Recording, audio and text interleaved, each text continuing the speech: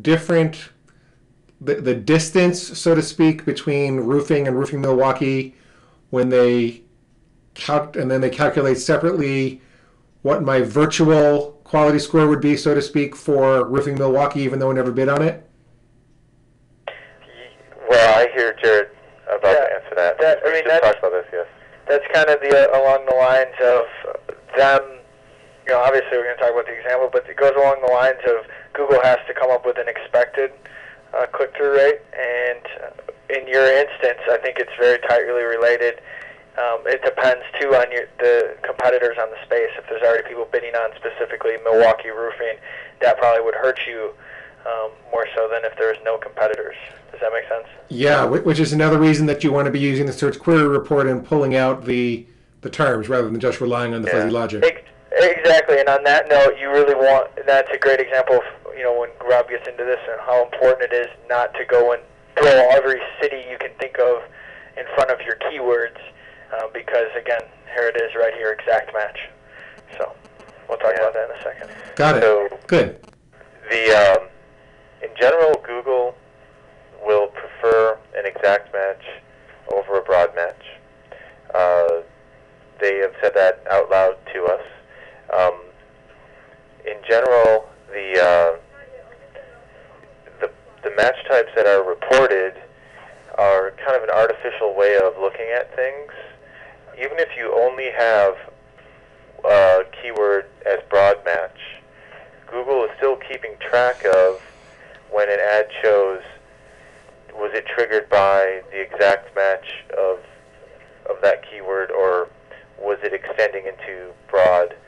And it is definitely registering it in a different way if it's the exact term, even though you have it down as broad match.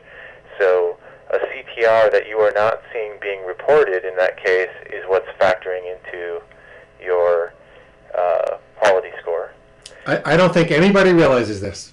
Yeah, and actually this was something that came up when we were in Chicago recently, Glenn, and I think I was able to clarify it to some people because I heard some stuff that went right against this, and it almost made me question it, but we've gone to Google again and again, and we're sure that this is how it works. And so, Rob, what's the implication in terms of how we manage the account? Well, I think Jared had it right when he said that it deals with the search query report and how you want to build out the terms that are really getting your clicks and your conversions, that you want to bid on them exactly. Sure. So go. Oh, go ahead. Well, I think, that definitely derives from, exactly where Rob was going with it, that you organically essentially create your keyword list from what people are actually searching for. Importantly, too, it touches base with the idea of the importance in the audio that Glenn and I did on the broad match management and segmenting it out because of all of the nuances with broad match and how you really want to keep control over it to find your to find your exact matches. So it's kind of like your little automatic keyword generation tool inside the account. You all can find that audio on the rocketclicks.com blog or on my glenlivingston.com blog if you want to download that. Sounds good.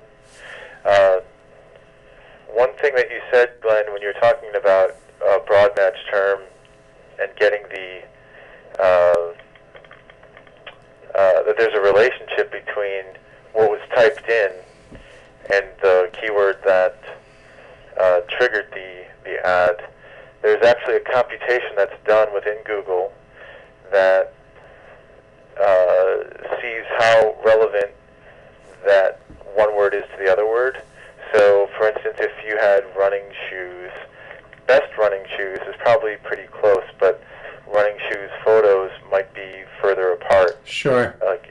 So it knows how close that is based on its own data, and they factor that into what kind of CTR they are to expect for a broad match term, and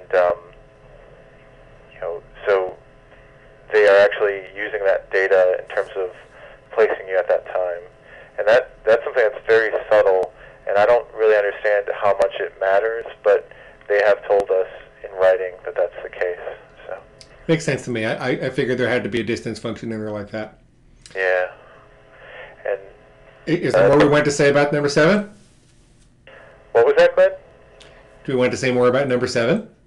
Oh, well, just that the recommendation is what we were talking about, that you want to find the additional exact match keywords. I want to stress that maintenance is something that you're kind of, well, stuck doing, that it's an organic, living, breathing account, sort of, and you always have to stay up on it, that if you want to stay with your high-quality scores, that you have to develop it over time, and you have to keep up on it. Well, because if you're using the broad keywords and letting Google use its fuzzy logic, their algorithm is always evolving, and as they gather more and more data about what works for your ad and your keyword, they'll go further and further out in terms of how tangential and how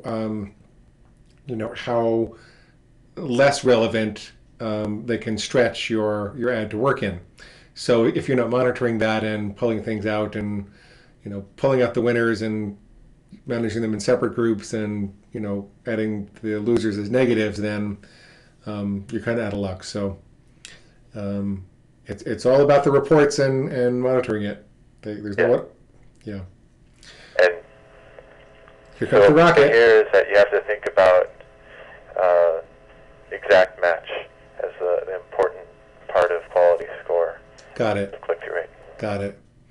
Now, this is not to say that we don't want to mislead people into thinking that there's no difference between exact match and broad match and phrase match, because that couldn't be farther from the truth in terms of how you manage them and the ads that you write for them and how they perform. This is just with regards to how quality score is calculated. Right. Okay. Go ahead, my friend. Let's do number 8. Number 8 deals with the position. And here's Google's official line, is that CTR in quality score is normalized by ad position. They are very well aware that those top positions get a better click-through rate than the lower positions. So you cannot artificially increase your quality score by bidding higher and starting out in those high positions and then more gracefully coming down. That's what their position is.